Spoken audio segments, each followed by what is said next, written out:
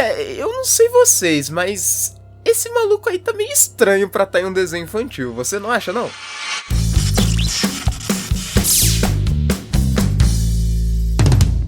Oi, eu sou Alan Rodrigues e sejam muito bem-vindos ao Blackout em Série. E você pode até não ter assistido o desenho que eu vou falar aqui hoje, mas com certeza você já deve ter visto esse malucão em algum lugar aí na internet. Pois é, esse cara esquisito aí foi um dos personagens do desenho Os Amigos da Miss Spider, ou chamando pelo nome correto, Os Amigos do Sunny Patch da Miss Spider. Aquele clássico desenho que você com certeza não vai se lembrar por causa do nome. Uma curiosidade interessante é que o SBT quase comprou esse desenho, mas no final eles ficaram mais interessados no desenho Hi Hi Puffy Yumi. Quem aí se lembra dessa pérola? Esse é outro desenho que você com certeza não se lembrava por causa do nome. Em resumo, Os Amigos da Miss Spider foi um desenho estadunidense e canadense que foi exibido aqui no Brasil por 3 emissoras diferentes. Pela Discovery Kids, pelo Cartoon Network e, é claro, pela TV Cultura, que foi o canal que o desenho teve o maior destaque, provavelmente foi o lugar que você o conheceu. Isso é claro se você assistiu esse desenho, né? Porque quando falamos dos Amigos da Miss Spider, encontramos 2 grupos de pessoas. As que realmente assistiram o desenho, mas não se lembravam do nome e, por consequência, achavam que havia sido um delírio de suas cabeças. E os que nunca viram um desenho na vida, mas já se depararam com esse esquisitão em algum meme na internet. Comenta aí qual é o seu grupo que eu quero saber. Bom, mas independente de qual grupo você pertença, basicamente os Amigos da Miss Spider contavam a história de uma família de aranhas aventureiras que viviam em uma floresta cujo nome era Sunny Patch. E o lance aqui é que todo mundo morava na mesma árvore, o que é um pouco estranho, já que a maioria das aranhas que eu conheço moram no forro aqui de casa, mas você me entendeu. Só para te explicar melhor, basicamente no tronco oco da árvore vivia a Miss Spider e sua família, enquanto na mesma árvore, só que um pouquinho mais para baixo, morava o Senhor Aracnídeo e sua esposa. Sim, Aracnídeo. Esse era o nome desse personagem bizarro. A questão mais interessante sobre o Aracnídeo é que ele não era um vilão propriamente dito. Por exemplo, há uns vídeos atrás eu estava falando do Dango Balango e nele tinha um personagem chamado Kappa. O Kappa era um vilão.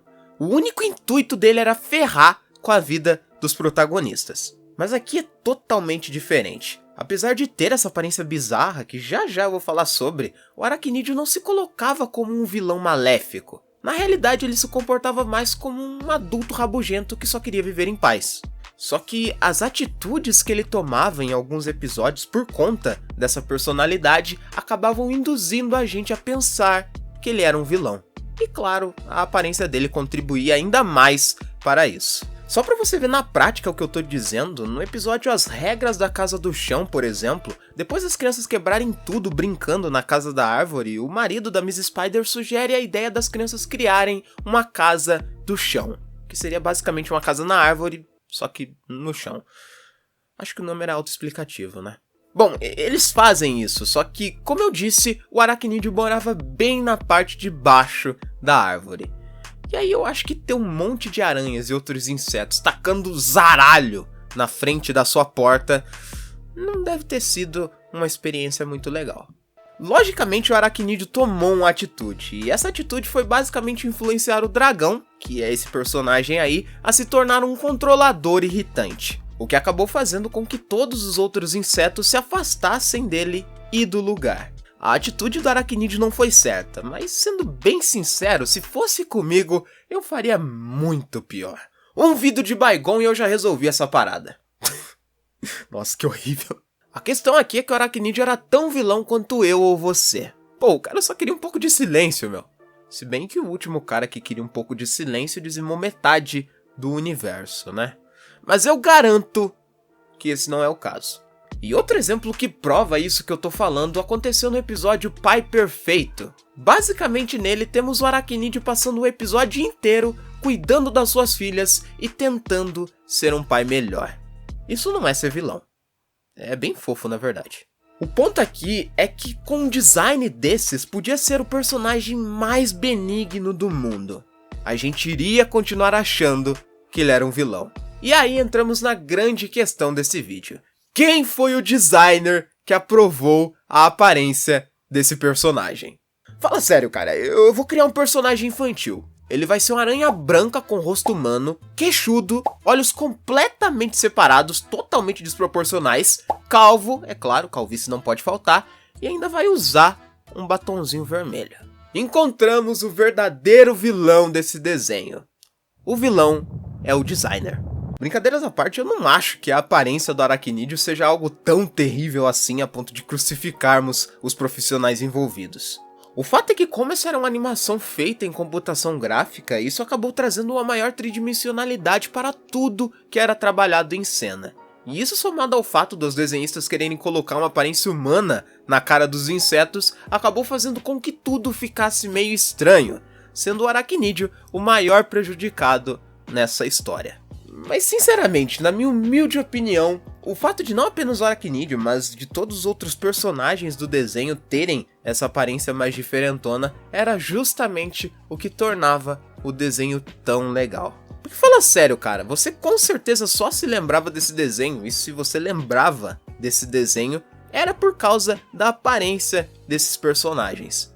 E talvez por causa da abertura. Porque outra coisa extremamente marcante nesse desenho que eu não posso deixar passar batido, com certeza, é a abertura. Vendo as aranhas brincando a sorrir.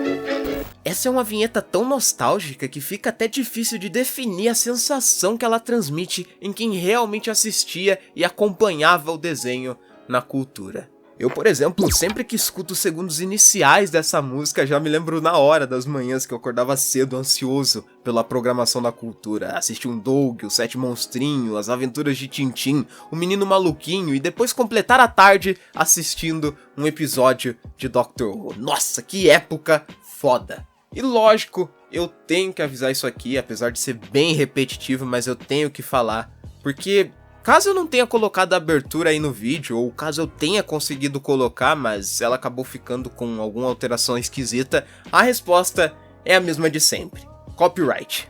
Vocês sabem bem como o YouTube é, e eu não tô afim de perder o canal por causa de 5 segundos de vídeo, né? Então, vocês já entenderam.